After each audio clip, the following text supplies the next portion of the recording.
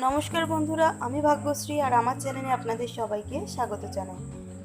বন্ধুরা, আমি আজকে আমাদের বাড়ি বিপত্তারিণী পুজো উপলক্ষে মা লক্ষ্মীকে যেভাবে সাজাবো সেই ভিডিওটা আপনাদের সাথে শেয়ার করব। তো চলুন ভিডিওটা আমি শুরু করছি। আর ভিডিও শুরু করার আগে একজন বন্ধু আমাকে বলেছিলেন আমি যেন ফুলের গয়না কীভাবে তৈরি করতে হয় সেটা দেখাই, কিন্তু বন্ধু আমি একটু ব্যস্ততার কারণে ভিডিওটা এখনও বানাতে পারিনি, কিন্তু কথা দিচ্ছি খুব শিগগিরই সেই ভিডিওটা আপনার জন্য নিয়ে আসবো।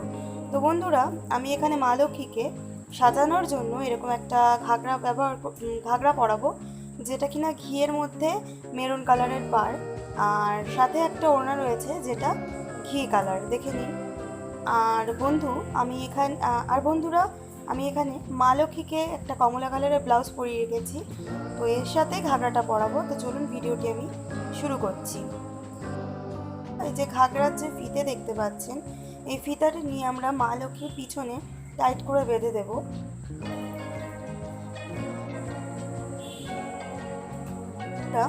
আমি এই যে ওড়না আছে, এই ওড়নাটিকে সাইড দিয়ে নিয়ে তারপরে ঘাড় দিয়ে দেবো। তো সাইডে আমি আগে একটা সেফটি পিন মেরে নিচ্ছি, যাতে আমাদের ওড়নাটা ঠিক থাকে, পড়ে না যায়। তারপরে দেখুন আমি সাইড দিয়ে ওড়নাটাকে উঠিয়ে একটা কুচি দিয়ে দিচ্ছি।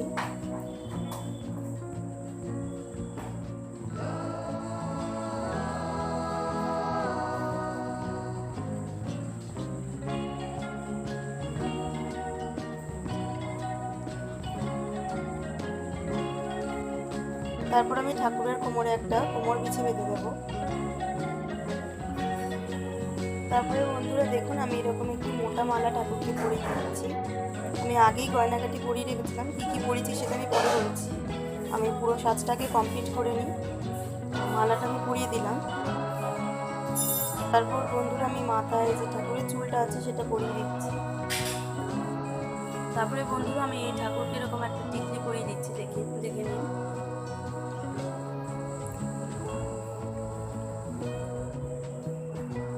তারপরে যে গা সিঁদুরের ছড়াটি আছে ঠাকুরের হাতে, আমি সেটি দিয়ে দিচ্ছি।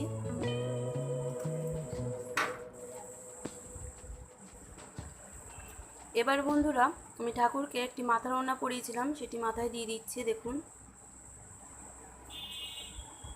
বন্ধুরা, আমি গলায় মটর মালা পরিয়েছি, একটা লম্বা চেন পরিয়েছি, তারপরে মাথায় টিকলি পরিয়েছি, কানে মটর টাইপের কানের পরিয়েছি, আর গলায় মালা পরিয়েছি।